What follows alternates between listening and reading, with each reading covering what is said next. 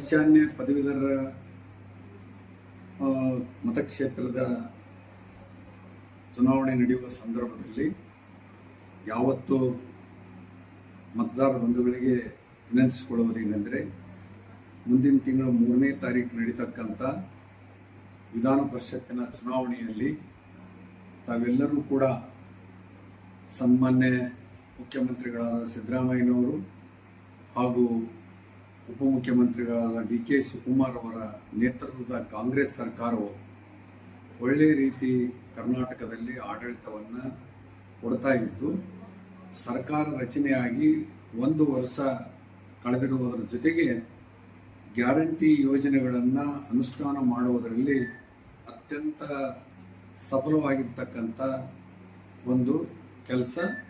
ಜೊತೆಗೆ ಈ ಗ್ಯಾರಂಟಿ ಯೋಜನೆಗಳಿಂದ ಬಡವರ ಬದುಕಿಗೆ ಬೆಳಕಾಗಿರುವುದು ತಮ್ಮೆಲ್ಲರಿಗೆ ಗೊತ್ತಿರತಕ್ಕಂಥ ವಿಷಯ. ಆದ್ದರಿಂದ ಅದರ ಜೊತೆಗೆ ನಿರುದ್ಯೋಗಿ ಪದವೀಧರರಿಗೆ ಇವತ್ತು ಆಶಾಕಿರಣವಾಗಿರ್ತಕ್ಕಂಥ ಯುವನಿಧಿ ಯೋಜನೆಯನ್ನು ಕೂಡ ನಮ್ಮ ಸರ್ಕಾರ ಕೊಡ್ತಾ ಇದೆ.